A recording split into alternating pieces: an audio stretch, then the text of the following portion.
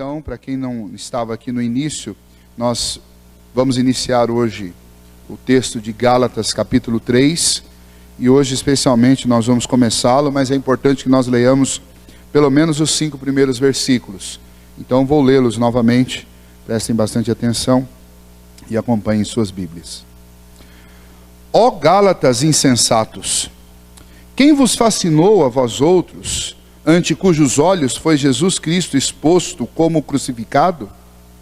Quero apenas saber isto de vós: recebestes o Espírito pelas obras da lei ou pela pregação da fé? Sois assim insensatos que, tendo começado no Espírito, estejais agora vos aperfeiçoando na carne? Terá sido em vão que tantas coisas sofrestes, se na verdade foram em vão?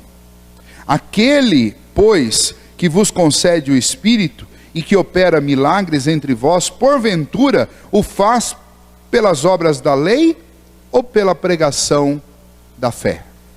5 perguntas que vão colocar em xeque a experiência cristã daqueles crentes lá da Galácia. 5 perguntas agora, não dirigidas mais a Pedro, como foram as perguntas do capítulo 2, quando Paulo vai questionar Pedro, por que ele estava dissimulando junto com alguns judeus e proporcionando dentro da igreja da Galácia uma certa divisão por conta dos gentios ficarem excluídos, por conta dos judeus exigirem que os gentios se circuncidassem, ou que fizesse ou seguisse algumas práticas da lei cerimonial. Nós falamos bastante sobre isso. Paulo esclarece que o evangelho que ele recebeu de Cristo. Este evangelho trouxe para eles a mensagem da salvação pela graça, pela fé somente em Cristo Jesus. Na última parte do texto do capítulo 2, Paulo fala especialmente sobre a justificação pela fé e questiona veementemente Pedro, porque Pedro havia deixado este princípio que ele também aprendeu com Jesus. E então Paulo vai não só questionar Pedro, mas vai fazer novamente a sua afirmação de fé, dizendo que uma vez que Cristo fez tudo por nós, uma vez que nele nós temos a vida, não é por obras da lei, mas é por causa da obra de Cristo Jesus. E ele vai concluir então dizendo que logo não sou eu quem vive, mas Cristo vive em mim, e esse viver que agora tenho na carne, vivo pela fé no Filho de Deus, que me amou e a si mesmo se entregou por mim. Qualquer coisa diferente disso, Paulo conclui no versículo 21, dizendo: então você está declarando que Cristo morreu em vão. Porque se não são as obras de Cristo e são as suas, então o que Cristo foi fazer naquela cruz? Encerrando essa parte, Paulo imediatamente se volta agora para os Gálatas. A questão não é mais Pedro e a dissimulação dele com alguns judeus. Agora era um problema com toda a igreja da Galácia. Porque de certa forma aquela igreja também estava, embora lá existissem judeus e gentios, os judeus já estavam mais acostumados com isso, mas os gentios também tinham cedido a esse tipo de comportamento. E então o que estava acontecendo na igreja da Galácia?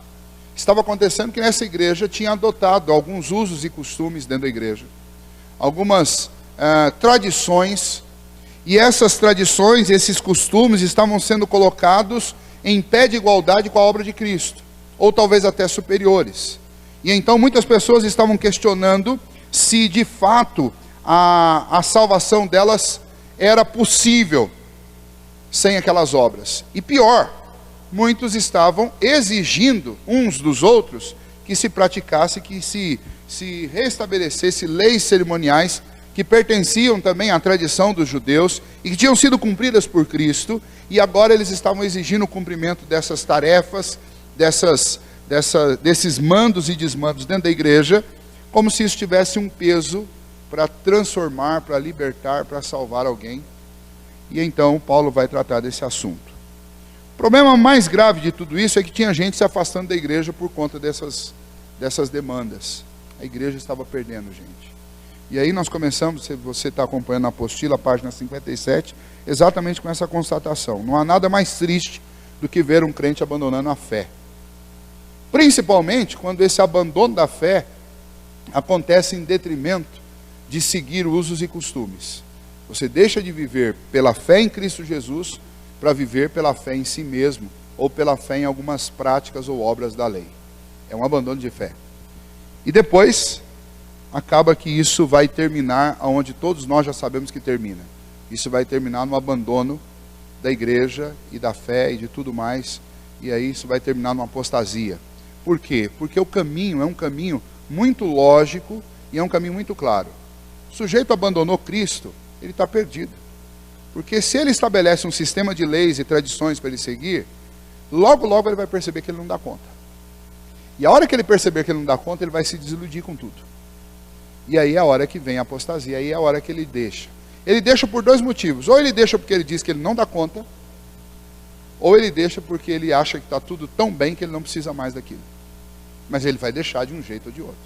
E não tem nada mais triste que isso.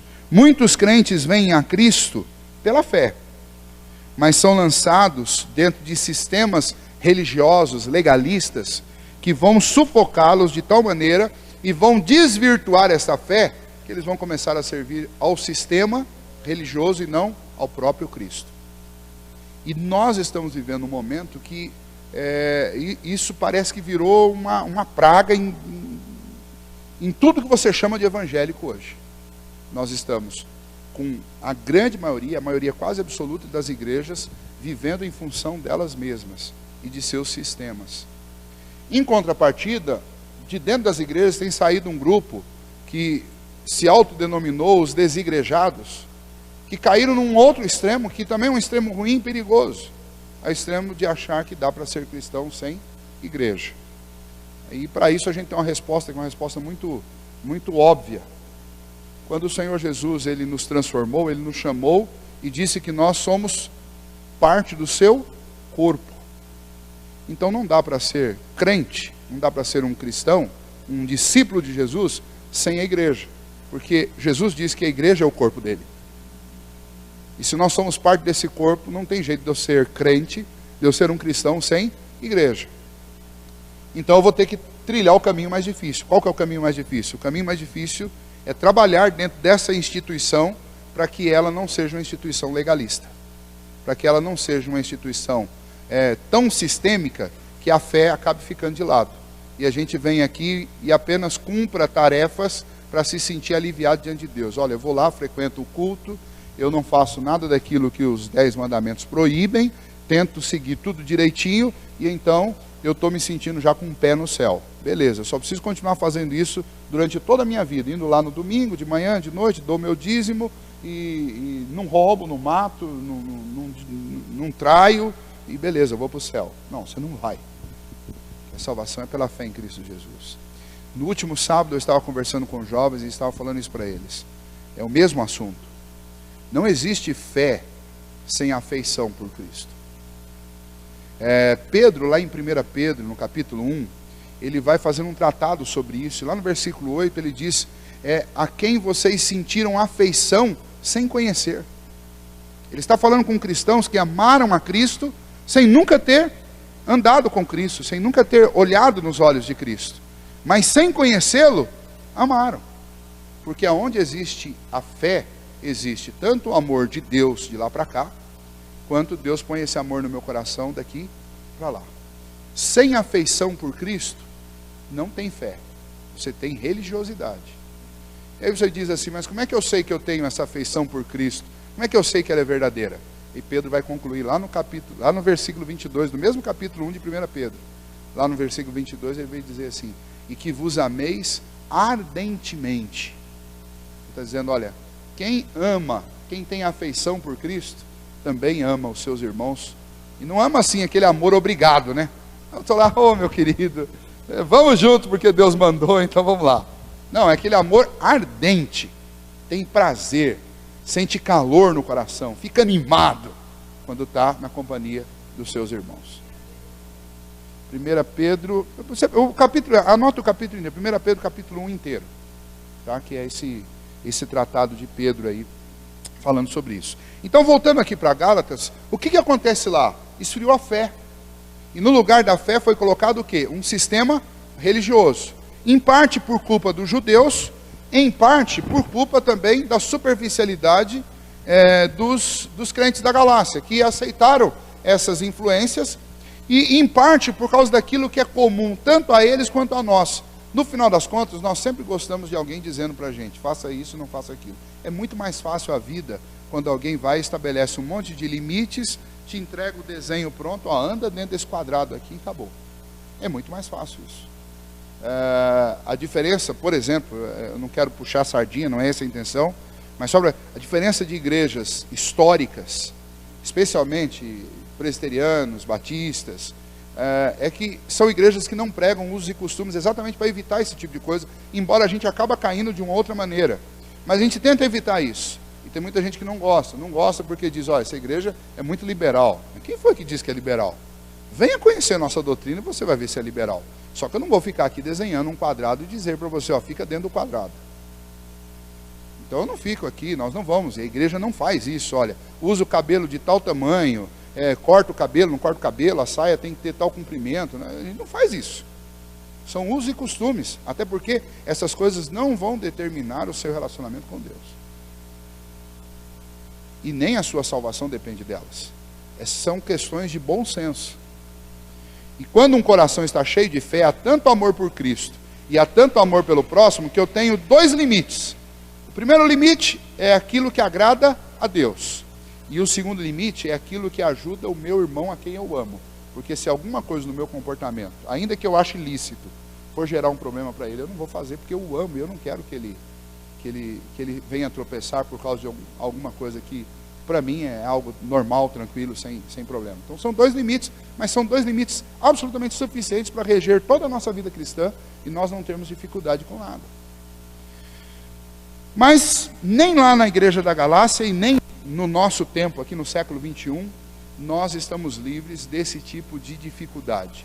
No fundo, nós gostamos de um lugar que diga para a gente tudo. Então eu falo, olha, tem muita igreja aí que proíbe as mulheres de cortar cabelo, o homem de usar barba, e está entupido de gente. Porque a gente gosta desse tipo de limite. Gosta de alguém dizendo para ele tudo. Até quanto dinheiro ele tem que tirar do bolso e dar no domingo. Aí fica tudo mais fácil. Você não precisa pensar. Você só precisa obedecer. Mas não é isso que a Bíblia ensina. Não é isso que a Bíblia, não é isso que eu tenho no Novo Testamento, e não é isso que os apóstolos propõem nas suas cartas. Mas vamos lá. Vamos seguir com Paulo. Paulo faz algo interessante. No capítulo 1 e no capítulo 2, ele trabalha com questão de história. Ele vai contar a conversão dele, como ele recebeu o Evangelho, como que foi a jornada dele até aquele presente momento. Então, Paulo mostra como o Evangelho que ele prega não foi um evangelho extraído da mentalidade humana, mas foi algo que ele recebeu por revelação de Deus. Já no capítulo 3 e no capítulo 4, ele vai trabalhar as questões doutrinárias desse evangelho. Paulo estabelece a evidência doutrinária para dizer a respeito da veracidade do que ele prega.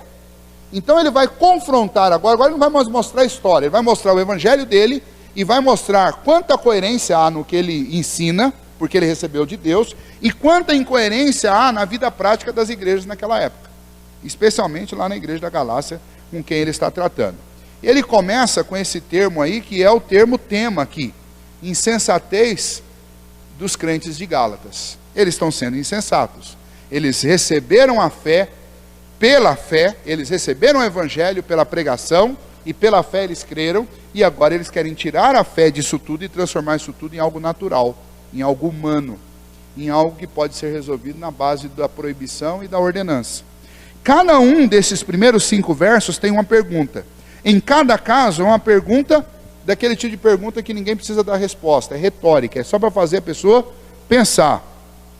Paulo não tem medo de mexer com as emoções ao fazer essas perguntas. Ele está, de fato, o que Paulo está fazendo aqui, ele está gritando, ele está clamando e apelando para a consciência e também para as emoções dos seus ouvintes e nós aqui, os seus leitores. Ele pergunta como os Gálatas podiam aceitar uma salvação por obras quando já tinham recebido uma salvação pela fé. Este é o centro, esse é o tema.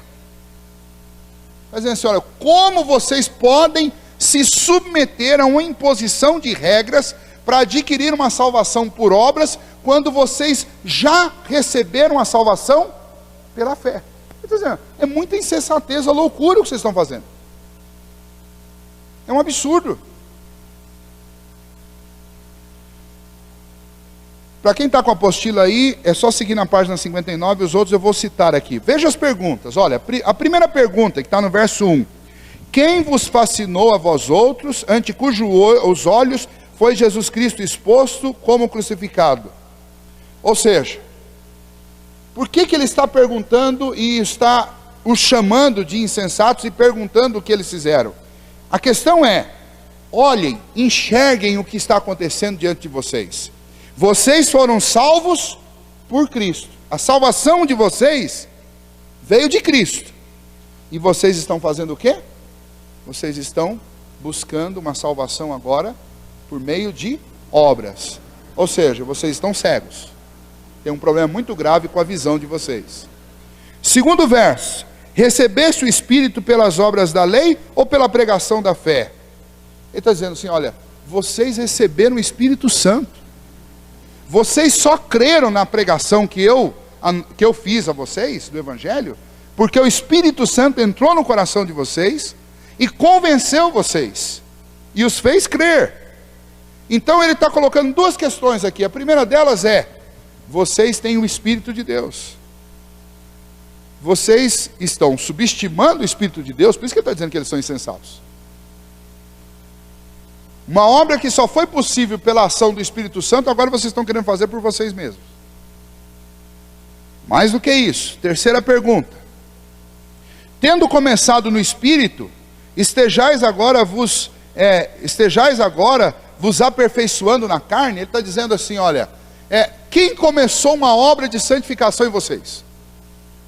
Foi o Espírito Santo de Deus. No dia que ele convenceu você do seu pecado e do juízo vindouro. Fez você crer no Evangelho. E dia a dia, como está lá em Filipenses capítulo 1, e dia a dia, ele efetua em vós tanto o querer como o realizar. Isso é obra do Espírito. Quem produz a obra de santificação na minha vida? O Espírito Santo de Deus. Aí agora, Paulo está perguntando para os Gálatas, seus insensatos, vocês estavam sendo aperfeiçoados, começaram sendo aperfeiçoados pelo Espírito, e agora vocês estão sendo aperfeiçoados por vocês mesmos? Não é muita insensatez isso?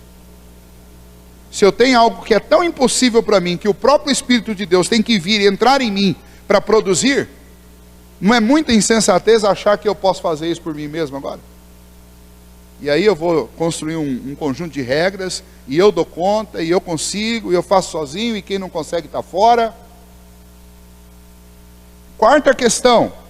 Terá sido em vão que tantas coisas sofrestes? Ele está dizendo, olha, além disso, tem o fato de que Deus experimenta os seus filhos e os amadurece através do quê? Do sofrimento, das lutas, das aflições. Falou, agora vocês vão largar, vocês vão jogar fora, vocês vão deixar de lado todo o sofrimento que vocês já tiveram que enfrentar para serem amadurecidos por Deus, para trocar essa obra de Deus, de santificação e de amadurecimento na vida de vocês, por uma obra que vocês decidiram que vocês mesmos vão fazer agora, sozinhos. Porque vocês podem, porque vocês são bons, porque vocês têm força de vontade, porque vocês são santos. É essa a ideia. Perseguição que sofreram por causa da fé, o sofrimento, vocês vão deixar isso de lado pelas obras da carne, pelas obras da lei?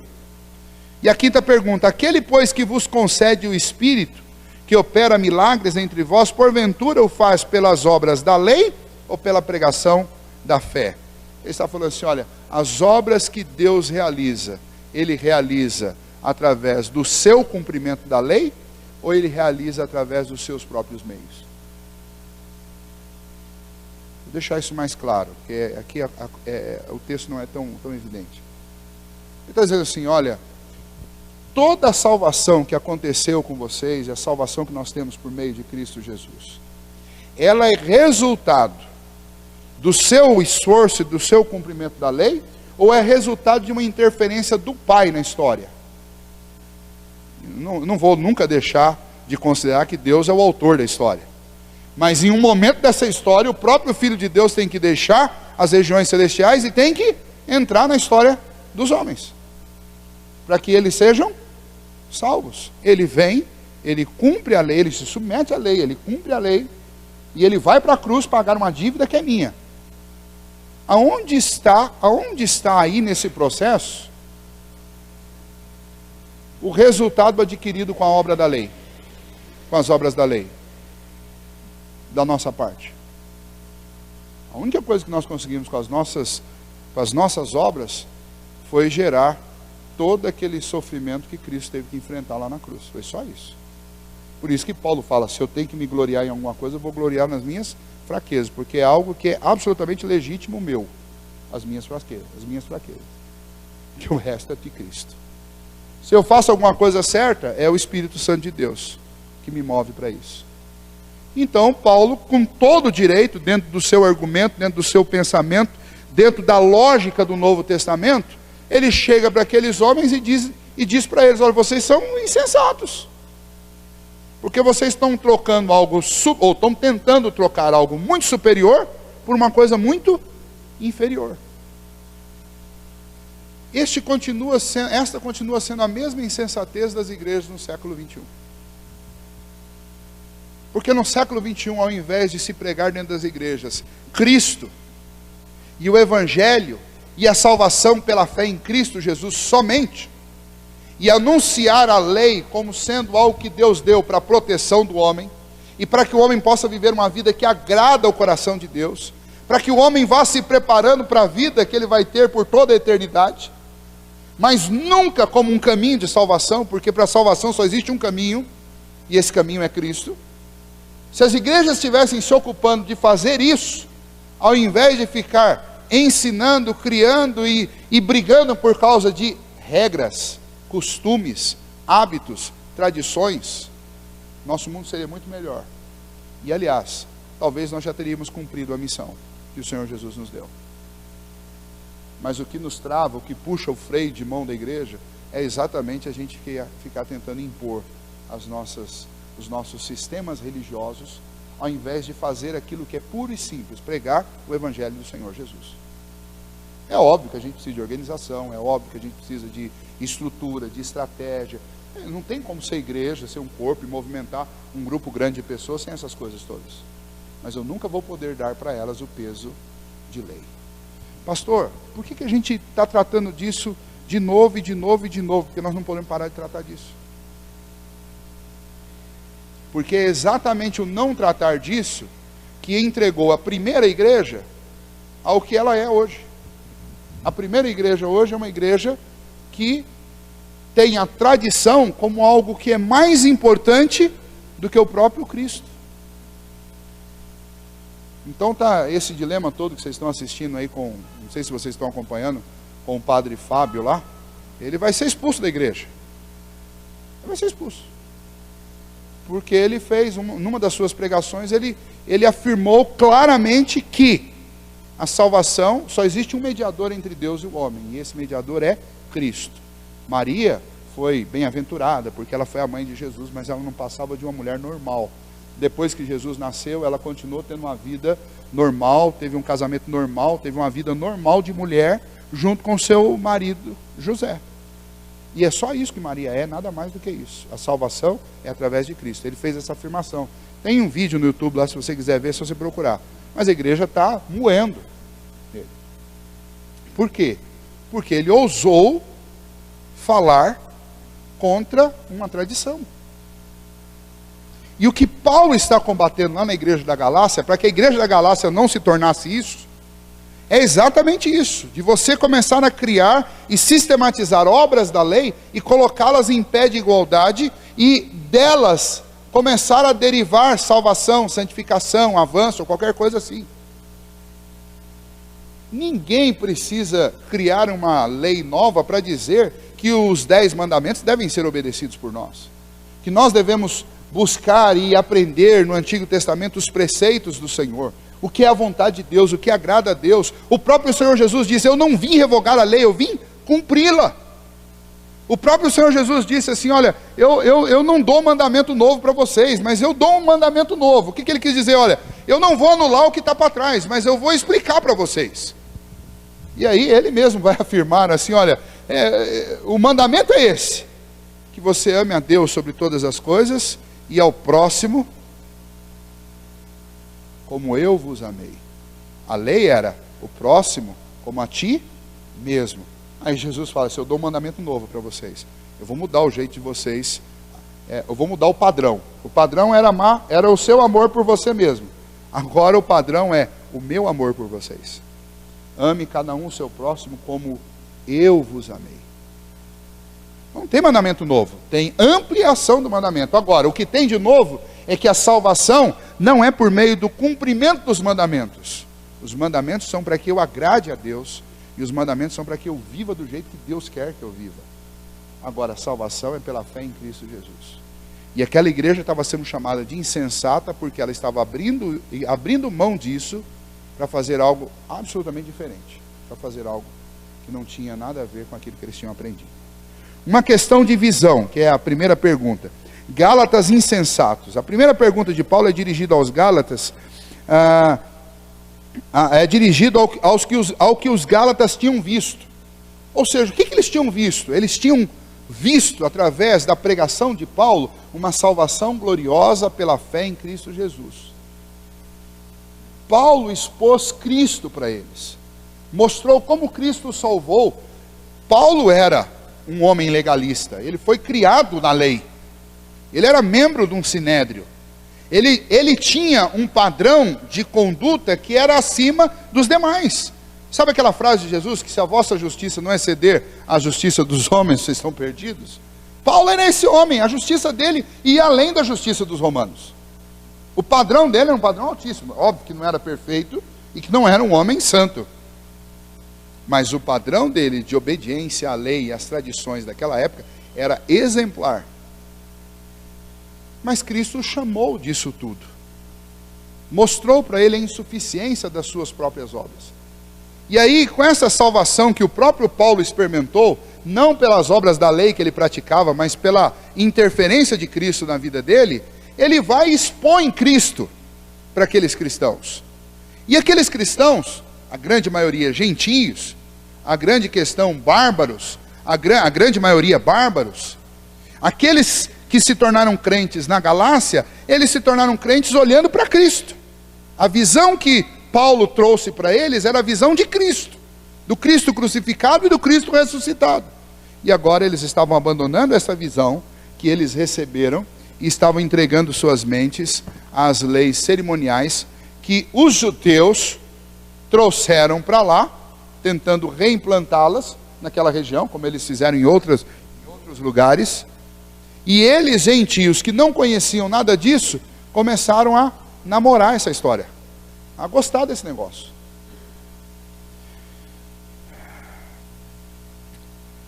No versículo 1 ele diz: quem vos fascinou? A pergunta, de novo, uma pergunta retórica. Quem vos fascinou? Os judeus, os judaizantes. Os judaizantes chegaram para lá e falaram assim: vocês não sabem, vocês acham que conhecem tudo sobre Deus, sobre Jesus, sobre o Evangelho, sobre a igreja? Vocês não sabem nada. Vocês já queimaram um carneiro sobre a pedra e viram aquela fumaça subindo? Vocês já viram fogo do céu descendo e consumindo um holocausto? Vocês já estiveram em Jerusalém? Vocês já entraram, já subiram ao Monte Sião? Vocês já entraram na casa de Deus? Se vocês não fizeram isso, vocês não sabem nada sobre Deus ainda. Coisa do tipo do que a gente ouve hoje. Você não foi a Jerusalém ainda? Então você ainda não sabe nada sobre Deus. É mais ou menos. Você nunca falou em língua estranha? Então você não conhece Deus ainda. E por aí vai. Você nunca ouviu o som do shofar na hora de começar o culto para chamar Deus? Então você não conhece Deus ainda. Essas são as modas modernas de hoje. Você nunca sentiu um arrepio na hora do louvor? Você ainda não conhece Deus. É isso daí. Só está mudando o caso. Mas o que os judeus chegavam lá é isso. E o povo começou a se deixar fascinar por essas coisas que eles nunca tinham visto. E aí eles começaram a trazer isso para lá. Então Paulo está dizendo, vocês estão trocando Cristo por cerimônias? Cristo por lugares? Cristo por experiencialismo? É tudo uma grande roubada, é uma insensatez fazer isso. Uma questão do Espírito. Por que ele vai fixar aí, especialmente no versículo 2, fixar a atenção na questão do Espírito? Quero apenas saber isso de vós. Recebesse o Espírito pelas obras da lei ou pela pregação da fé? Ele está dizendo assim, o Espírito de Deus, ele penetrou o coração de vocês quando vocês estavam tentando cumprir as obras da lei? Ou quando vocês creram em Cristo Jesus? Ou pela fé em Cristo Jesus? Essa é a pergunta. Se você lembrar, como que era, eu acho que a gente já estudou isso em algum momento, como que era a atuação do Espírito Santo no Antigo Testamento? Ela era constante, nós éramos habitação do Espírito Santo, ou ela era apenas ocasional, para que os homens pudessem realizar alguma obra que Deus queria que eles fizessem? Era ocasional. Então o Espírito Santo de Deus vinha, como vinha sobre Sansão, e dava força para ele. Não era tempo do Espírito. E o que Paulo está dizendo assim, está dizendo assim, ó, quando foi que vocês passaram a experimentar a habitação do Espírito? Foi na época que vocês estavam tentando cumprir as obras da lei para serem aceitos por Deus? Ou foi quando vocês creram em Cristo Jesus pela fé?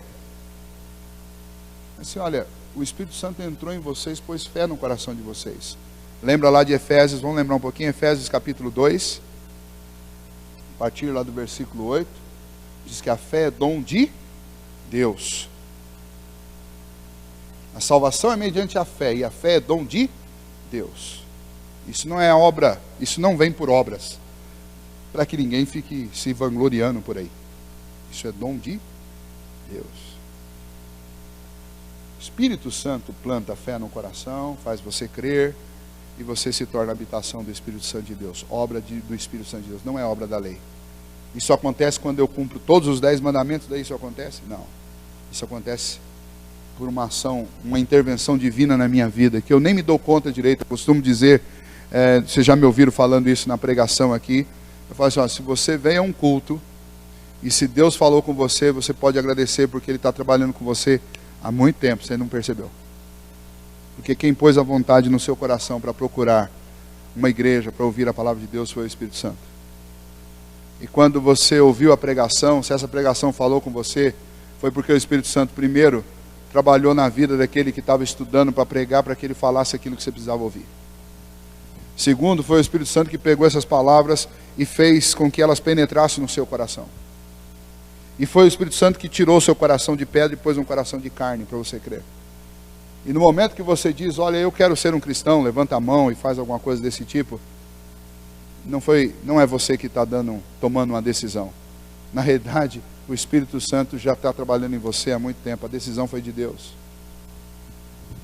Então não são as obras da lei que trazem para a minha vida o Espírito, mas é a obra de Cristo Jesus. E é isso que Paulo está dizendo. Essa é uma questão do Espírito. Fé no coração do homem é uma questão do Espírito. Salvação é uma questão do Espírito. Porque Cristo morreu na cruz. Mas nem pelo fato dele ter morrido na cruz, todo mundo creu nele. Nem os que estavam lá assistindo creram, muitos não creram.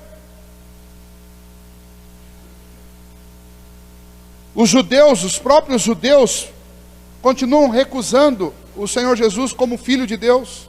Negam a sua ressurreição. Não parece estranho isso? Nós estamos aqui do outro lado do planeta, e nós cremos, e eles estão lá e não creem. Pelo menos um bom grupo deles. Isso é obra do Espírito, isso é uma questão do Espírito, não sou eu que resolvo essas coisas. Por isso que eu não faço esse tipo de apelo, quem quer aceitar Jesus, porque não sou eu que aceito Jesus, é Jesus que faz com que o meu coração, através do Espírito Santo, creia nessas coisas. Então, quando o máximo que eu posso fazer, Senhor, entendi o recado, eu me rendo. E se você não fizer isso, Deus vai fazer você se render do mesmo jeito. Então, a questão não é você que resolve. Então, Paulo está trabalhando com a mentalidade deles para dizer para eles o seguinte: olha, vocês estão equivocados, vocês estão entrando numa grande insensatez quando vocês estão querendo ditar o futuro de vocês, a salvação de vocês, através de cumprimento de obras. Efésios capítulo 1, versículo 13 diz: em quem também vós, depois que ouvistes a palavra da verdade, o evangelho da vossa salvação, tendo nele também crido, fostes selados com o Santo Espírito da promessa. Além de ser esse prescrutador, ser esse que me convence, que quebranta o meu coração, o Espírito Santo também é colocado em mim, também como um selo de garantia, de autenticação. Sabe, antigamente usava-se carta e na carta tinha que pôr um selo. O selo tinha várias funções. Inicialmente o selo servia, tinha o anel do rei lá que ele colocava em plástico quente, aquilo servia para autenticar uma carta real, selo. Depois nós começamos a usar o selo para poder ser a prova de que você pagou para colocar aquela carta. Hoje em dia isso caiu no esquecimento. É uma alegria tão grande quando você recebe uma carta. O problema é que a gente só recebe carta de conta, né? Era bom na época que a gente recebia carta que não era de conta, né? Mas os únicos meios que usam o correio hoje em dia são as contas, porque o resto ninguém mais usa correio.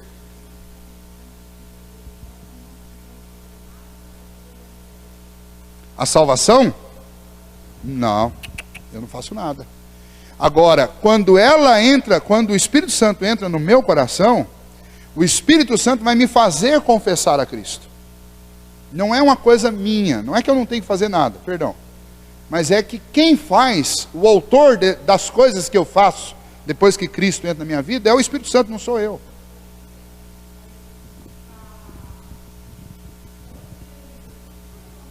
É absolutamente tudo de Deus. Por isso, vamos voltar lá, pega Efésios lá capítulo 2, que é o texto que por causa do Espírito, é o Espírito Santo que faz isso. Sim, absolutamente. E não é de hoje, não, é antes da fundação do mundo. Quer ver? Não, Deus faz vasos para honra e vasos para desonra. Está lá capítulo 9 de Romanos. Eu vou ler todos esses textos, já que você citou, mas vou começar aqui primeiro com Efésios capítulo 1. Eu vou usar só a Bíblia, eu não vou usar as minhas palavras, vou usar só o que está na Bíblia. Efésios capítulo 1, abra aí para você ver. Efésios capítulo 1, a partir do versículo 3. Diz assim: bendito Deus e Pai de nosso Senhor Jesus Cristo, que nos tem abençoado com toda sorte de bênção espiritual nas regiões celestiais em Cristo, assim como nos escolheu nele antes da fundação do mundo para sermos santos e irrepreensíveis perante ele, e em amor nos predestinou para ele para a adoção de filhos, por meio de Jesus Cristo, segundo o beneplácito de sua vontade, para o louvor da glória de sua graça, que ele nos concedeu gratuitamente no amado, no qual temos a redenção, pelo seu sangue, a remissão dos pecados, segundo a riqueza da sua graça, que Deus derramou abundantemente sobre nós em toda sabedoria, prudência, desvendando-nos o mistério da sua vontade, segundo o beneplácito que propusera em Cristo, de fazer convergir na dispensação da plenitude dos tempos todas as coisas, tanto as do céu como as da terra, nele digo, no qual fomos também feitos herança, predestinados segundo o propósito daquele que faz todas as coisas conforme o conselho de sua vontade, a fim de sermos para o louvor da sua glória, nós os que de antemão esperávamos em Cristo, em quem também vós, depois que ouvistes a palavra da verdade, o evangelho da vossa salvação, tendo nele também crido, fostes selados com o Santo Espírito da promessa, o qual é o penhor da nossa herança até o resgate da sua propriedade em louvor da sua glória. Só até aqui você tem 2 vezes a palavra predestinou e 2 vezes a palavra escolheu. Ora, por que a palavra escolheu, se não pelo fato de que houve uma escolha? E essa escolha, eu não tenho absolutamente nada a ver com ela. Essa escolha tem a ver com uma decisão absolutamente independente de Deus. Ele tomou essa decisão. E isso não é para nos fazer sentir melhor do que os outros, isso é muito pelo contrário, isso é para me humilhar, porque o único motivo de eu estar aqui não é porque eu fiz alguma coisa boa. O único motivo de eu estar aqui e não lá no mundo, talvez não no inferno, é a misericórdia de Deus. É uma decisão absolutamente misericordiosa de Deus. Segundo dado importante sobre isso, eu não sei quem Deus escolheu. Eu só sei a respeito de mim. Por isso o Senhor Jesus me mandou pregar a todos. Agora, por que que uns, vou usar a sua pergunta, por que que uns ouvem e creem e outros ouvem e não creem? Bom, dois motivos. Primeiro é o tempo, porque talvez não está no tempo certo. Por isso eu nunca posso parar de pregar para alguém. Mesmo que essa pessoa diga não 1000 vezes para mim, enquanto eu tiver a oportunidade para pregar para ela, eu devo pregar. Esse é o primeiro ponto, porque eu não sei o tempo. Mas o segundo motivo é porque, talvez, algumas dessas pessoas para quem eu esteja pregando, a minha pregação esteja servindo para condenação e não para salvação. Porque a pregação do Evangelho ela tem duas funções. Ou ela serve para salvar, ou ela serve para deixar a pessoa indesculpável. Aí Deus vai dizer assim, ó, você sabia, mas você não creu. Mas pastor, o senhor acabou de falar que é o Espírito Santo que faz crer. Pois é, faz quem? Faz quem Deus escolheu. Então vamos lá, capítulo 2 agora, de Efésios. Ele vos deu vida, estando vós mortos nos vossos delitos e pecados, nos quais andastes outrora segundo o curso deste mundo, segundo o príncipe da potestade do ar, do espírito que agora atua nos filhos da desobediência, entre os quais também todos nós andamos outrora, segundo as inclinações da nossa carne, fazendo a vontade da carne, dos pensamentos, e éramos por natureza filhos da ira, como também os demais. Mas Deus, sendo rico em misericórdia, por causa do grande amor com que nos amou, e estando nós mortos nos nossos delitos, veja só, quero que você pare aqui. Qual a nossa condição antes de Cristo se manifestar na nossa vida? Ou pela pregação do Evangelho, ou por um testemunho, ou por um cântico, ou de alguma maneira. Qual a minha condição antes de conhecer a Cristo? Minha condição é morto nos meus delitos e pecados. Pergunta para vocês, morto tem opinião? Morto tem vontade? Morto toma decisão? Não, essa é a minha condição. Por que que o Novo Testamento escolhe essa palavra? Porque essa é a palavra que melhor me descreve sem Deus. Eu sou um escravo da minha natureza pecaminosa. Eu não tenho condição de optar por Cristo. Alguém pregou, quem quer tomar uma decisão por Jesus? Eu não tenho condição de tomar decisão por Jesus. Eu nem creio em Jesus. Mas como é que alguém vem a crer em Jesus? Veja lá, vamos continuar o texto. Mas Deus, sendo rico em misericórdia, versículo 4, sendo rico em misericórdia, por causa do grande amor com que nos amou, e estando nós mortos nos nossos delitos, nos deu vida juntamente com Cristo. Pela graça sois salvos, e juntamente com Ele nos ressuscitou e nos fez assentar nos lugares celestiais em Cristo Jesus, para mostrar nos séculos vindouros a suprema riqueza da sua graça em bondade para conosco em Cristo Jesus. Versículo 8. Porque pela graça sois salvos, mediante a fé, e isso não vem de vós, é dom de Deus. Como é que alguém crê? Pela fé. E a fé é o quê? É um dom meu? É uma coisa minha, inato meu? Não. É um dom de Deus. Portanto, quem é que crê? A palavra dom significa presente. Quem é que crê? Quem recebe a fé. A fé é um dom de Deus. Por que algumas pessoas não creem? Porque Deus não dá fé. Não, porque Deus não as dá, não lhes dá fé. Lembra, ninguém vai pedir. Ninguém vai pedir porque está morto nos seus delitos e pecados. Porque está com a natureza absolutamente adormecida no pecado. Não vai pedir. Quando alguém começa a pedir fé, Deus já deu fé. Porque senão ela não pediria jamais. Quando alguém quer Cristo, é porque Cristo já regenerou. Porque senão não ia querer. Esse é o ponto. Mas nós somos tão presunçosos e tão arrogantes que nós queremos ser donos disso. Mas nós não somos. E é isso que Paulo está dizendo. Paulo está dizendo assim, não foi por obras da lei que vocês foram salvos. A salvação de vocês foi mediante a fé. Foi Deus que pôs isso em vocês. Por isso que ele está chamando aqueles crentes de insensatos. Vocês estão sendo insensatos. Olha o que vocês estão fazendo. Vocês estão querendo ser dono de uma coisa que vocês não são donos. Mas existem textos ainda muito mais duros e fortes sobre isso. Eu quero vou citar um para você, eu não vou comentá-lo, porque aí eu ia passar uma semana fazendo isso, mas nós temos o vídeo na internet, quando eu fiz isso aqui na igreja, você pode buscar lá. Mas abra para você ver o quanto isso é duro. Romanos 9.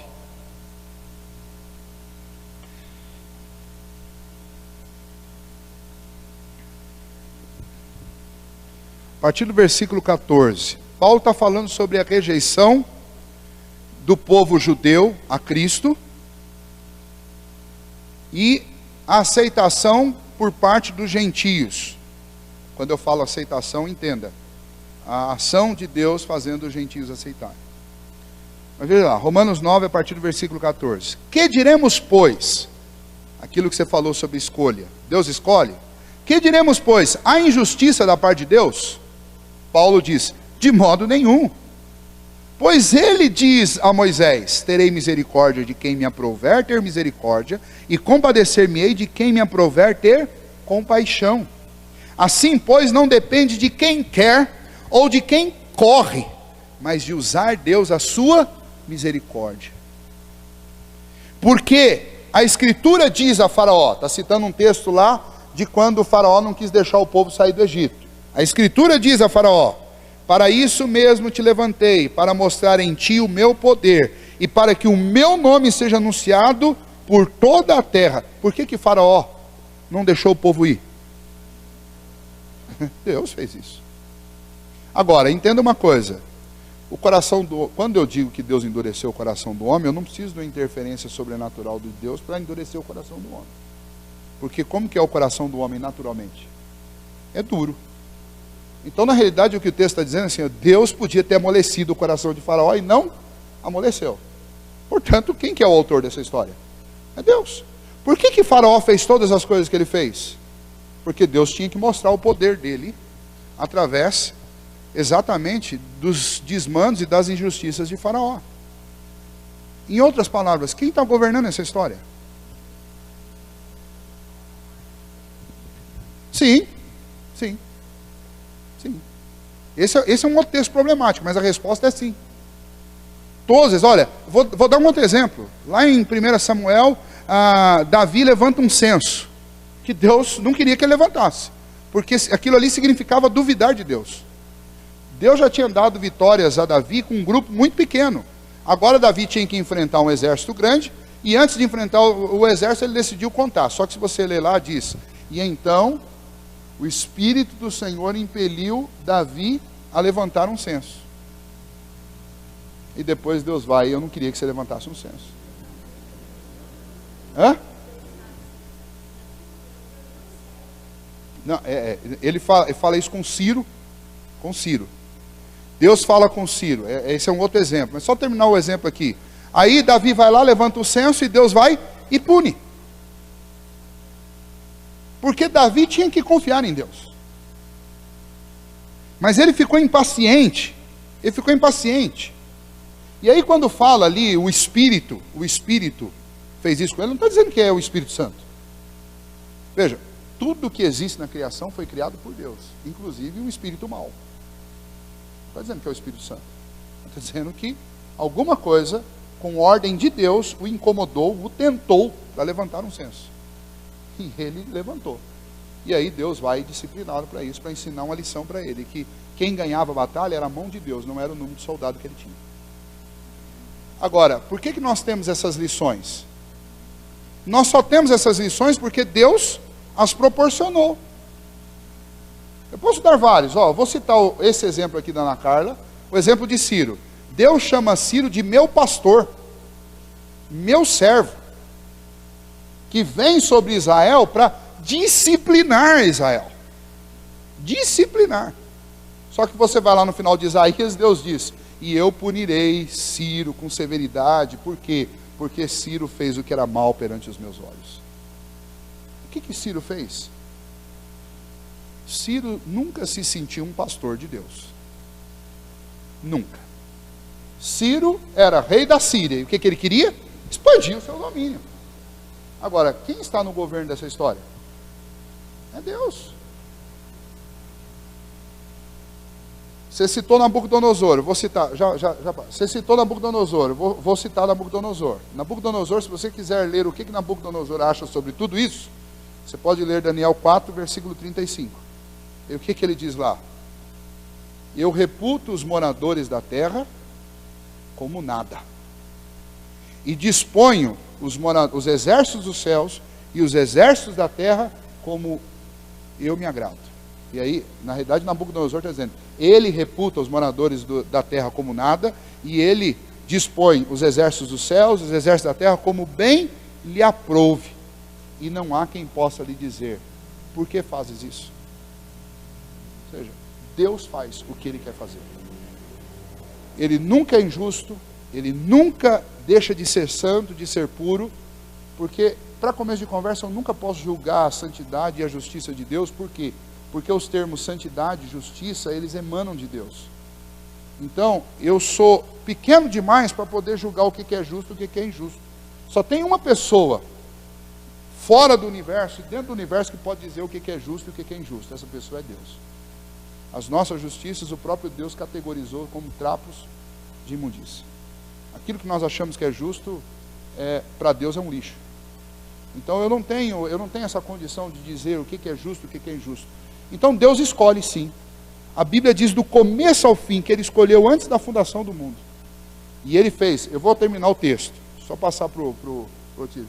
Eu vou terminar o texto vai deixar, tem uma frase clara que diz, eu escolho um para ser vaso de honra, ou seja, para mostrar a minha glória e me glorificar, e eu escolho outro para ser vaso de desonra, em quem eu vou poder mostrar a minha ira, minha justa ira. Não, exatamente. Então, por que nós estamos falando isso? Porque, veja, o que Paulo está dizendo aqui? Paulo está dizendo, Deus tem misericórdia de quem Ele quer, e Deus se aborrece de quem Ele quer, endurece o coração de quem Ele quer, e essas coisas pertencem a Deus, e não há quem possa dizer para Deus, o Senhor é justo ou o Senhor é injusto. Primeiro porque Ele não é, porque justiça emana dEle. Se tem alguma aparente injustiça, na realidade essa aparente injustiça tem a ver com a minha incapacidade de compreender o que Deus está fazendo, não com o caráter de Deus.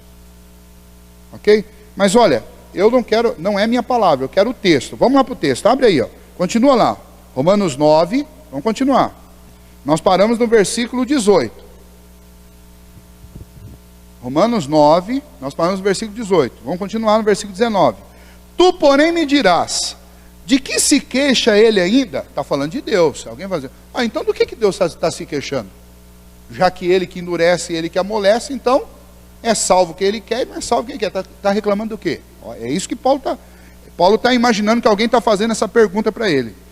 Tu, porém, me dirás, de que se queixa ele ainda? Pois quem jamais resistiu à sua vontade? Ou seja, ninguém nunca resistiu à vontade dele. Por que ele está insatisfeito? Olha aqui que Paulo responde. Quem és tu, ó homem, para discutires com Deus? Porventura pode o objeto perguntar a quem o fez, por que me fizeste assim? Bom, detalhe, o objeto não faz isso. Não faz. Porque no nosso caso, pela misericórdia nós somos salvos. Nós não vamos discutir com Deus. O Senhor está bom do jeito que o Senhor fez, não quero saber os motivos. Está bom demais. E no caso do camarada que está caminhando para a condenação, ele não sabe disso. E ele vem aqui na igreja, eu prego para ele, ensino, e ele sai como se o assunto não fosse com ele. Não, ele sai como se o assunto não fosse com ele. Veja, quando você prega o evangelho para uma pessoa ímpia, de novo, eu tenho que pregar para todos e tenho que pregar até a última oportunidade, porque eu não sei quem são. Graças a Deus nós não sabemos, porque sem saber a gente já é lerdo para pregar o evangelho. Imagine se a gente soubesse. Aí a gente ia deixar para o último minuto. Mas a função nossa é pregar sempre. Agora, tem pessoas, eu como pregador, eu já vi isso muitas vezes. Tem pessoas que ouvem a mensagem que estremece em quem Deus pôs a fé e pôs temor no coração, o outro sai como se tivesse assistido um filme no cinema. E se brincar, talvez se for no cinema, o cara sai mais emocionado do que se ele ouvir uma pregação do evangelho. A palavra não penetra. Existem pessoas populares na nossa cultura que conhecem a Bíblia talvez melhor do que a grande maioria dos cristãos. Uma delas, que vocês devem conhecer com certeza, já assistiram a Jô Soares. Jô Soares é um grande leitor. Jô Soares lê muito. E a Bíblia, numa das entrevistas que eu já ouvi, ele disse que ele já leu inúmeras vezes. Quer dizer, inúmeras vezes já passou de 10. E ele conhece mesmo, porque eu já vi uma meia dúzia de pastor com ele se enrolar. Porque vai querer citar as coisas e ele responde. Agora, por causa disso ele crê em Cristo? Não depende de quem quer ou de quem corre. Depende de Deus usar de misericórdia. É uma questão que está absolutamente no governo de Deus. Por isso que eu tenho que pregar. Por isso que eu tenho que pregar. Porque Deus tem o tempo certo para todos e para cada um dos que Ele escolheu. Então eu tenho que pregar todos os dias, se for o caso. Porque no dia em que o Senhor quiser, vai. E se não acontecer, pastor, a pessoa morrer, a pregação nunca é em vão. Porque, como eu disse, o Novo Testamento diz que, especialmente Apocalipse, diz que a palavra de Deus, para uns ela tem cheiro de vida e para outros ela tem cheiro de morte. Ou seja, ela nunca é inútil. Porque para aquele que o Senhor convence com o Espírito Santo, dando fé, convence, ela vai ter cheiro de vida. Para aquele para quem o Espírito Santo não convence, lá no último dia, ela vai acumular culpa sobre ele. Você fala, pastor, é duro demais, eu não quero imaginar assim, isso é duro mesmo. Quem foi que disse que não é duro? Eu falo, por que 99% dos pastores não pregam nesse texto? Porque ninguém quer falar a verdade, nua e crua. Porque se quisesse, falaria. E isso daqui não está só aqui não. Eu posso citar alguns textos. Deixa eu só concluir esse, depois eu vou pegar um outro envolvendo a pessoa de Cristo. Só concluir esse daqui, já que eu estou aqui já para lá da... Ou não tem, versículo 21, ou não tem o oleiro direito sobre a massa para do mesmo barro fazer um vaso para honra e outro vaso para desonra. Ou seja, o oleiro faz o que ele quer com o barro. Bom, se o oleiro faz o que ele quer com o barro, quem dirá? Deus com a sua criação. Que diremos, pois, se Deus, querendo mostrar a sua ira e dar a conhecer o seu poder, suportou com muita longanimidade os vasos de ira, preparados para a perdição, a fim de que também desse a conhecer a riqueza da sua glória em vasos de misericórdia, para a glória preparou de antemão, os quais somos nós, a quem também chamou, não só dentre judeus, mas também dentre os gentios. É a pergunta que ele faz. Assim como também diz em Oséias, chamarei povo meu ao que não era meu povo, e amada a que não era amada. E no lugar em que se lhes disse, vós não sois meu povo, ali mesmo serão chamados filhos de Deus. Mas relativamente a Israel, dele clama Isaías, ainda que o número dos filhos de Israel seja como a areia do mar, e o remanescente é que será salvo, porque o Senhor cumprirá a sua palavra sobre a terra cabalmente em breve. Como Isaías já disse, se o Senhor dos exércitos não nos tivesse deixado descendência, ter-nos-íamos tornado como Sodoma e a semelhança de Gomorra. Que diremos, pois, que os gentios que não buscavam justificação vieram a alcançá-la, todavia a que decorre da fé. E Israel, que buscava a lei da justiça, não chegou a atingir essa lei. Por quê? Porque não decorreu da fé, e sim como das obras. Tropeçam na pedra de tropeço, como está escrito, eis que ponho em Sião a pedra de tropeço, e rocha de escândalo, e aquele que nela crer não será confundido. Está falando de Jesus. O texto é muito, muito, muito, muito claro. O texto está dizendo, Deus salva quem Ele preparou para ser salvo. Aí tem o...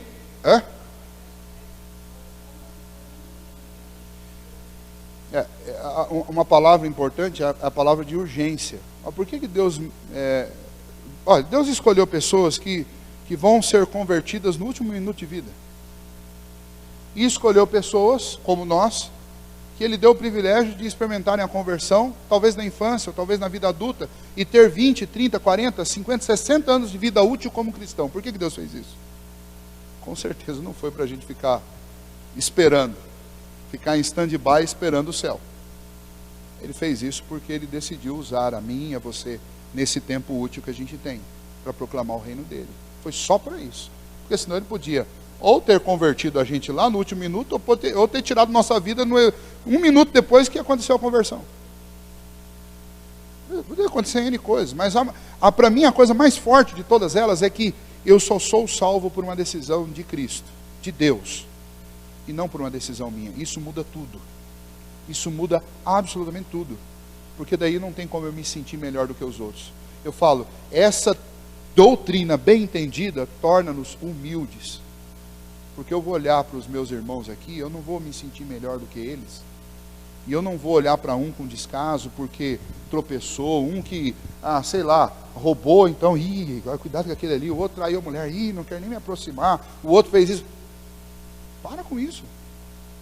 Nós somos todos iguais diante de Deus. E todos nós só fomos salvos por um motivo. Não é porque eu cumpro mais ou o outro cumpre menos. Não é porque eu venho a todos os cultos e o outro não vem. Nós só fomos salvos por uma decisão de Deus. E a nossa decisão no tempo nada mais é do que uma interferência de Deus na nossa vida. É assim, você está caminhando, ali está o precipício, ali na frente. Todos nós estamos cegos, caminhando para esse precipício. E aí Deus vai lá e pega você pela cabeça. Vem aqui. Você não. É isso. Essa é a imagem. Essa é a imagem da nossa salvação. Todo mundo indo para o precipício, Deus tirou. Agora, quem está indo lá sendo condenado? Deus está cometendo alguma injustiça? De jeito nenhum. Por que uma pessoa vai para o inferno? A gente podia fazer uma entrevista. Podia fazer uma entrevista com todas as pessoas que estão andando aí fora. Pergunta para elas assim: você se sente pressionado por Deus para pecar? Você não vai achar uma que diga assim: me sinto, olha, eu não queria pecar. E eu acho que é Deus que me empurra para pecar, porque eu não queria, de coração eu não queria, e eu peco. Por mais mentirosos que os homens sejam, você não vai achar um que vai dizer isso. E Tiago afirma: quando você for tentado, não diga que está sendo tentado por Deus, porque Deus não é tentado pelo mal e Ele mesmo a ninguém tenta. Aqui é Bíblia, é só Bíblia. Atos capítulo 4, abra lá. Alguém pode dizer assim: mas olha, é uma injustiça Deus deixar a gente sofrer, e ordenar sofrimento, é uma injustiça essa gente morrer, é uma injustiça gente ir para o inferno. Não, primeiro que não é injustiça, porque ninguém está indo para o inferno inocente, todo mundo está indo para lá, está indo culpado. E nós estamos indo para o céu não é por inocência, nós estamos indo para o céu culpados, mas alguém pagou a minha dívida, esse alguém foi Cristo. Agora, veja só, Deus não faz acepção de pessoas. E na história que ele escreveu, sobrou sofrimento para todo mundo. Quer ver? Versículo 23. Pedro e João, eles estavam lá subindo ao templo. Aí, numa dessas vezes que eles estavam subindo, tinha um coxo na porta formosa. Eles encontraram um coxo, bateram a mão lá na roupão deles, não tinha moeda, não tinha ouro. Eles falaram assim: não temos prata nem ouro, mas o que nós temos, nós te damos. Olha para nós, levanta e anda. E o coxo levantou e saiu andando. Só que ele saiu andando e ele não foi discreto. Eu acho que não dava para ser discreto também. Ele saiu andando e entrou pulando para dentro do templo. E contando que Pedro e João tinham orado e ele tinha sido curado. Bom, o que os fariseus, os escribas, os líderes fizeram? Mas nós acabamos de matar Jesus para acabar essa bagunça. Agora os discípulos dele vão fazer o mesmo que ele já fazia. E aí eles pegaram Pedro e João e ameaçaram. Falaram: ou vocês param, ou nós vamos perseguir vocês e nós vamos matar vocês. Pedro e João saem dessa ameaça, ainda respirando o cheiro dessa ameaça, e eles vão procurar os anciãos da igreja. Está aí, versículo 23. Uma vez soltos, procuraram os irmãos e lhes contaram quantas coisas lhes havia dito os principais sacerdotes e os anciãos. Ouvindo isto, unânimes, levantaram a voz a Deus e disseram: vamos lá, nós vamos ler agora uma oração da igreja, lá de Atos, no primeiro século. Tu, soberano Senhor, já começa com a palavra soberano. Em outras palavras estão dizendo: Senhor, o Senhor que governa tudo. Tu, soberano Senhor, que fizeste o céu, a terra, o mar e tudo que neles há, que disseste por intermédio do Espírito Santo, por boca de Davi, nosso pai, teu servo. 2 pontos. Porque se enfureceram os gentios e os povos imaginaram coisas vãs? Levantaram-se os reis da terra e as autoridades ajuntaram-se a uma contra o Senhor e contra o seu ungido. Essa era a profecia. Versículo 27. Porque verdadeiramente se ajuntaram nessa cidade contra o teu santo servo Jesus, ao qual ungiste, Herodes e Pôncio Pilatos, com os gentios e gente de Israel, para fazerem tudo que a tua mão e o teu propósito pré-determinaram. O que foi feito com Jesus foi feito por livre e espontânea vontade de quem fez? Bom, no coração dele sim. Agora, na história geral, foi feito por quê? Porque Deus tinha determinado que acontecesse aquilo. Agora, é muita insensatez, é muita presunção nossa, nós acharmos que Deus não pode mandar ninguém por escolha dele. Por escolha dele, Deus não pode mandar nenhum pecador para o inferno, uma vez que Deus mandou o filho dele inocente para a cruz. Ó, eu vou formular a frase de novo para você ver. É muita ousadia e presunção nossa nós acharmos que Deus não pode mandar a mim, pecador, para o inferno e salvar outros por escolha dele, quando esse mesmo Deus mandou o filho dele inocente para a cruz. Percebe a diferença? Percebe como a gente é arrogante? Quer dizer, Deus mandar o filho dele para a cruz, ok, tudo bem. Agora, Deus mandar um pecador como eu para o inferno? Ah, não, de jeito nenhum. Injustiça de Deus, se ele está salvando uns, para que ele vai mandar outros para o inferno? Então não é injustiça Deus mandar o filho dele inocente para a cruz para salvar gente como a gente? Quer injustiça maior do que essa, se é para falar de justiça? Entendeu? Então é por isso que Paulo vem com aquele argumento lá no capítulo 9, não, há injustiça da parte de Deus? Que não há injustiça nenhuma. O que há da parte de Deus é sim misericórdia. Misericórdia é a ausência da aplicação da justiça, ou seja, eu mereço uma pena, aí Deus deixa de aplicar essa pena em mim. Agora, Deus não é injusto, ele tem que aplicar essa pena em alguém, porque ele não é injusto, ele não pode fazer vistas grossas aos meus pecados. Então, para salvar os que ele elegeu antes da fundação do mundo, o que ele teve que fazer? Ele teve que cobrar essa dívida de alguém. E ele cobra de quem então? Do seu filho. E o seu filho voluntariamente vai lá pagar essa dívida. Então sofre o pai porque entrega o filho. Sofre o filho porque se entrega no nosso lugar, para nós sermos salvos. Ele pagou por todos o que o pai lhe deu. Todos os que o pai me deu, dos que o pai me deu, nenhum se perderá. Deixa eu só achar o texto aqui, você que eu não sei se eu vou lembrar de cor, mas eu vou ler o texto. Vai lá buscar o seu menino, senão... Olha só, Evangelho de João, capítulo 10.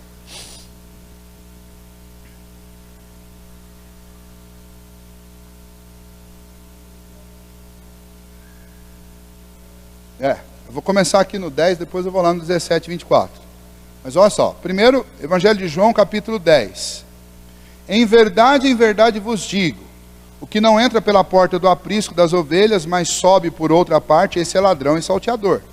Aquele, porém, que entra pela porta, esse é o pastor das ovelhas.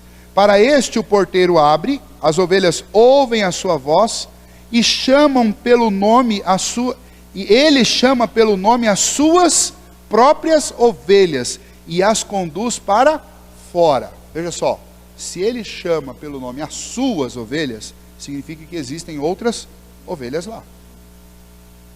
Ele chama as suas pelo nome, não é chamado genérico. Venham todas as ovelhas. Não. Depois de fazer sair todas as que lhe pertencem, vai adiante delas, e elas o seguem, porque lhe reconhecem a voz. Mas de modo nenhum seguirão o estranho, antes fugirão dele, porque não conhecem a voz do estranho. Jesus lhes propôs essa parábola, mas eles não compreenderam o sentido daquilo que ele falava. Jesus, pois, lhes afirmou de novo, em verdade vos digo, Eu sou a porta das ovelhas. Todos quantos vieram antes de mim, são ladrões e salteadores, mas as ovelhas não lhes deram ouvidos. Eu sou a porta. Se alguém entrar por mim, será salvo.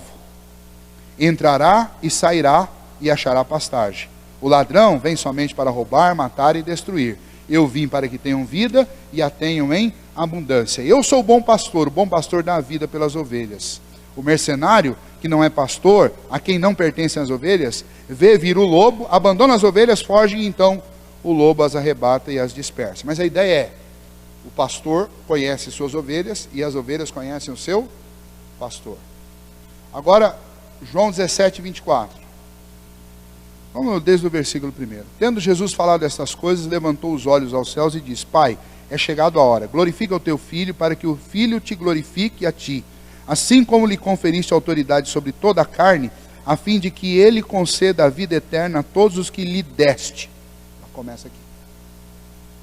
Não, mas aqui o versículo, eu queria pegar desde o começo por causa disso. Para quem Jesus concede vida?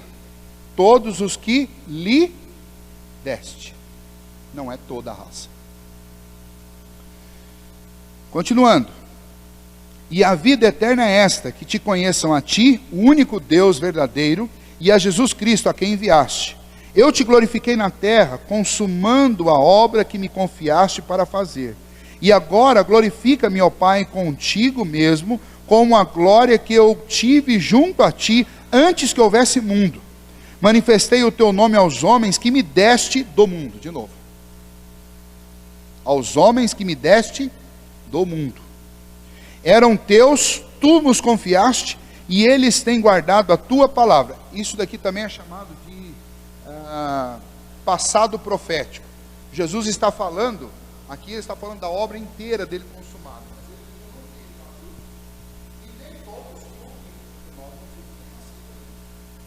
Mas a oração de Jesus, ela é num tempo verbal que nas escrituras, os hebreus usavam muito isso. É chamado de passado profético, ou seja, o autor, a pessoa que está falando, ela ficou lá no futuro, e ela fala de coisas que ainda vão acontecer como se elas já tivessem acontecido. Paulo faz isso lá, ele fala aos que destinou, chamou a esse futuro. Então esse é um passado profético. Continuando. Eram teus, tu nos confiaste, e eles têm guardado a tua palavra. Agora, eles reconhecem que todas as coisas que me tens dado provêm de ti, porque eu lhes tenho transmitido a palavra que me deste, e eles as receberam, e verdadeiramente conheceram que saí de ti, e creram que tu me enviaste. É por eles que eu rogo. Não rogo pelo mundo, mas por aqueles que me deste, porque são teus. Ora, todas as minhas coisas são tuas, e as tuas coisas são minhas, e neles eu sou glorificado. Já não estou no mundo, mas eles continuam no mundo, ao passo que eu vou para junto de ti. Pai Santo, guarda-os em teu nome, que me deste, para que eles sejam um, assim como nós. E aí vai, você pode ir até o final, e ele vai sempre posicionando o quê?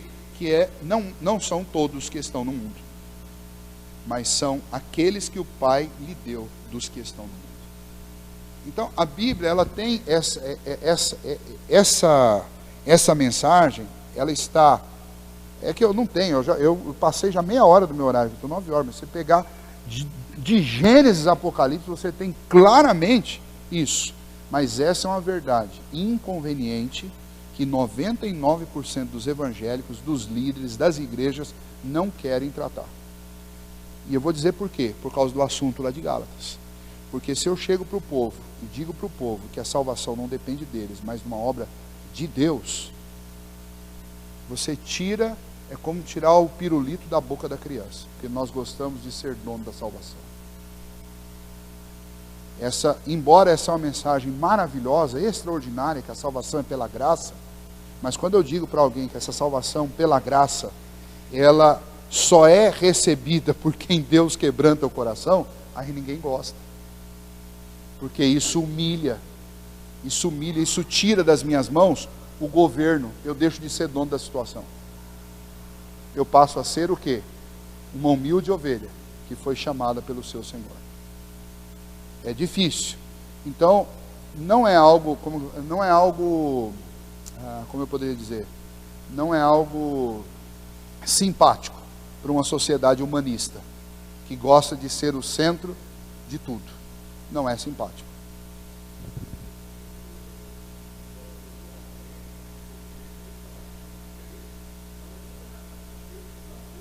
Já está condenado.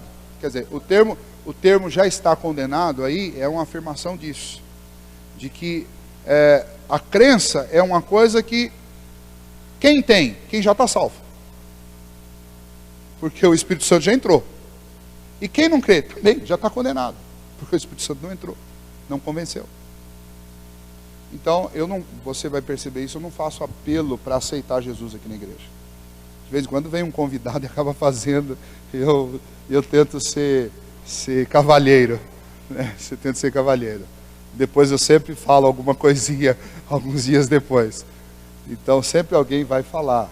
Mas eu diria que, pelo menos dos que eu conheço que falam, especialmente o Schum, que foi o último, eu conheço bem a teologia dele, mas o problema é que a gente não tem um termo bom para apelar à consciência das pessoas.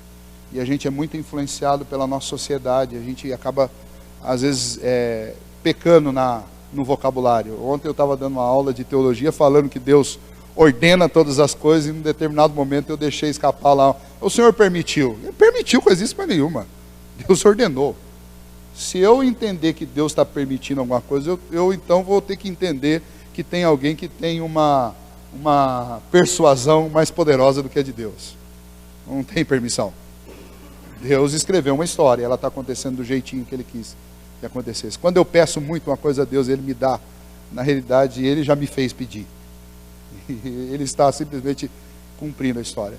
Aí, eu sei da pergunta que vai no coração de todo mundo, que é a que vai no meu. Como que Deus consegue fazer isso? Como que Deus... É complicado. Como que Deus faz isso? Como que Deus não é responsável? Ele nunca é responsável, porque nós somos, debaixo do sol, os seres que se sentem mais autônomos. Nós todos temos um sentimento de independência e de autonomia. Todos nós. E ninguém. Pode até ser que por malandragem alguém venha dizer assim, olha, eu fiz isso porque Deus me empurrou para fazer, porque eu não queria. Se você estiver falando de alguma coisa boa, você está falando a verdade. Eu não queria ajudar ninguém, mas Deus me empurrou, estou eu aqui, estou ajudando. Beleza, você falou a verdade. Agora, se você está cometendo um pecado, você fala, eu não queria cometer, mas essa é a história que Deus escreveu. Vá ser malandro lá em outro lugar. Isso é malandragem pura. Porque Deus faz isso, Deus escreveu a nossa história, Ele governa tudo, mas Ele faz isso de uma forma tão absolutamente soberana e tão absolutamente desconhecida de nós, que nós não sabemos como Ele faz isso. Nós sabemos uma coisa, que aquilo que nós fazemos de errado, nós fazemos porque nós sentimos vontade de fazer. É responsabilidade 100% nossa. E nós vamos responder por causa disso. Mas nem fazendo o meu desejo mais íntimo, eu quebro o governo de Deus sobre a história. Ou eu creio nisso, ou você pega uma caneta vermelha e risca todas as vezes que a palavra Deus é soberana aparece na Bíblia. E você vai riscar bastante coisa. Não tem jeito. Uma coisa exclui a outra. Se é soberano, então acabou. É difícil. Mas eu diria que eu prefiro dormir com a verdade difícil do que com a mentira fácil. Eu prefiro dormir com a verdade difícil do que com a mentira fácil. Porque no dia em que alguém me contar a verdade, eu vou me sentir enganado. Eu vou me sentir ludibriado. Pior, no dia que eu chegar na glória e saber que eu fiquei 20, 30 anos sentado num banco da igreja ouvindo uma coisa falsa, eu acho que isso vai dar um sentimento de muito duro. Hebreus capítulo 13 diz para mim, pastor, que eu vou ter que responder diante de Deus por aquilo que eu ensino. Então, é difícil. Ontem uma pessoa perguntou, pastor, como é que eu faço? Alguém me perguntou, Deus está governando essas coisas? Eu falei, diga a verdade. A verdade é, está. E como é que o senhor entende? Eu não entendo. Mas que ele está. Não vou discutir isso. A gente precisa aprender a ser mais... A Bíblia, Deuteronômio diz, as coisas reveladas pertencem a nós e aos nossos filhos, e as encobertas pertencem a Deus. Deus revelou que Ele é o governador soberano sobre todas as coisas, revelou. Pronto, é verdade nossa. Como Ele faz isso? Ele não mostrou. Isso pertence a Deus. Eu não vou discutir isso. Jó perguntou, Deus foi lá e falou assim: onde você estava quando eu estava criando o céu? Onde você estava quando eu estava estendendo o firmamento? Quem é você para vir me perguntar o que eu faço, o que eu deixo de fazer? Mais ou menos assim. Gente, leiam a Bíblia, leiam a Bíblia. Vocês vão achar isso de ponta a ponta. Isso é leitura de Bíblia. Qualquer pessoa que fizer uma leitura, como é que fala? Com temor no coração. Se você fizer uma leitura com temor no coração das Escrituras, você vai ver, essas coisas todas estão lá. O problema é que a gente é aquele cego que não quer ver. O pior cego é aquele que não quer ver. Está lá, leia. Agora, eu não vou ter como convencer vocês, eu não tenho argumentos. Se os argumentos da Bíblia não convencerem, quem sou eu, coitadinho de mim? Agora eu digo para vocês, há muita tranquilidade e muita paz no que a Bíblia ensina. Isso é um santo remédio contra a presunção e o orgulho que a gente tem de sobra. Então é isso. E o texto de Gálatas aí termina na outra semana. Não vou não. Agora vamos deixar. Tem que entrar no instituto. Livre-arbítrio, você entra hoje. Você tem internet na sua casa, não tem? Então você vai matar a sua curiosidade hoje. Você entra lá no... Você sabe como acessar o canal da igreja? Então você entra IP Central de Itapeva, no YouTube. IPCI Central de Itapeva, está lá, no YouTube. Aí você busca lá um vídeo de livre-arbítrio. Eu estou com uma blusa azul com lista branca. É fácil de achar o vídeo. Porque eu acho que é o único que eu estou de blusa azul com lista branca. Você vai lá, tem lá 1h20 de vídeo. Eu falo sobre livre-arbítrio desde Agostinho até agora. Então são dois milênios lá de história sobre o debate do livre-arbítrio. Está lá o vídeo, você pode assistir. E aqui na Escola Dominical vai passar um vídeo do Dr. Augusto Nicolenses, foi o meu professor, aprendi com ele. Vai passar aqui também na Escola Dominical, na aula do Iglesias. Você pode assistir, também vai poder ver. Só que ele vai dividir em 3 semanas, então se você quiser matar à vontade, já pega o vídeo lá. E se alguém tiver dúvida sobre esse assunto, pode entrar lá.